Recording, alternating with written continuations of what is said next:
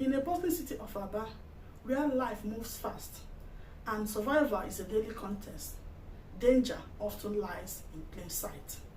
This is the menace of one-chance operators, ruthless individuals who choose not to engage themselves in honest living, but to rob other people of their hard-earned money to make a living for themselves.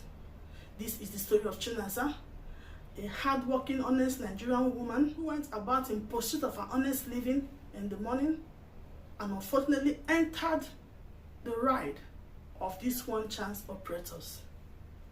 This is the menace most Nigerians encounter on a daily basis on the road. All these criminals, individuals that doesn't want to work, that believe in robbing others of their hard-earned money, they will come out with their ride. If you are not careful, if you step in, that's the end. They will rob you of all your money, all you have earned, what you have in your bank account, whatever it is, they will get it off from you and deal with you ruthlessly. This is the story of Chinaza, a young Nigerian woman who narrated her ordeal in the hands of these ruthless one-chance operators. This is her story. In the heart of chaos, one woman's pain becomes her power. It was a bright Monday morning in Aba. The usual chaos of the city has already begun. Keke horns, traders dragging customers and the rest. Chinaza, a young fashion designer, hurriedly locked her door. She was running late for work.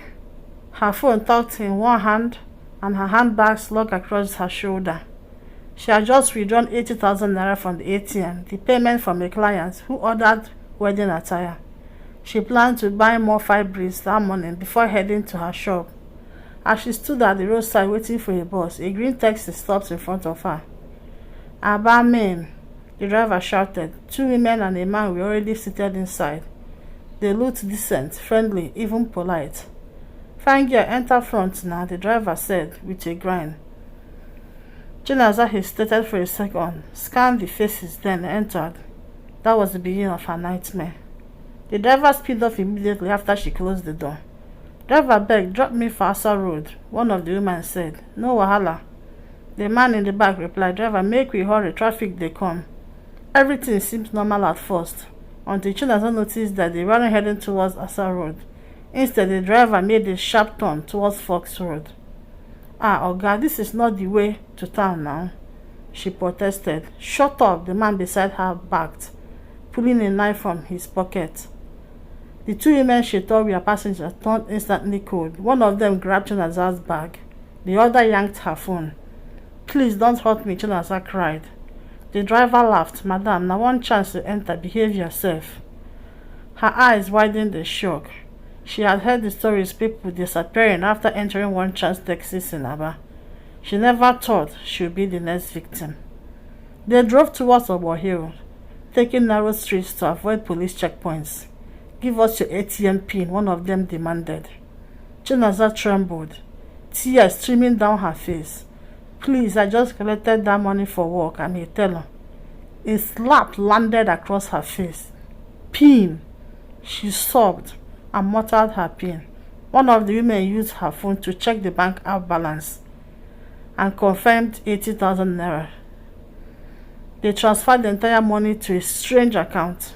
Then, as if that wasn't enough, they stripped her earrings, wristwatch, and little cash in her purse. When they were done, they pushed her out of the moving taxi. Near an uncompleted building along the road, she fell hard, bruising her arm and knee. The car disappeared in seconds. She lay there for a while, dazed. Passersby ignored her at first. After all, in Aba, seeing a woman crying by the roadside wasn't uncommon.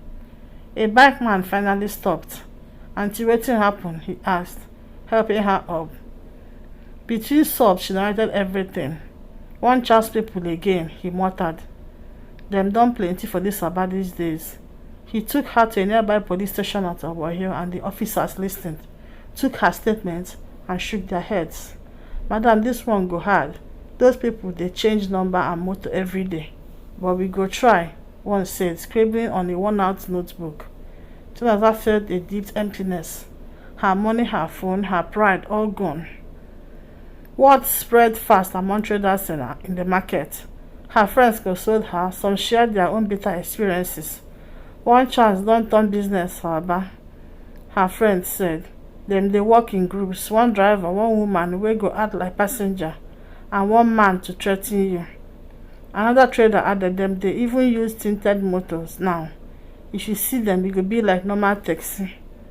Chinaza lis ten ed quietly, her heart heavy. Weeks passed. She tried to rebuild herself, even though fear shadowed every step she took.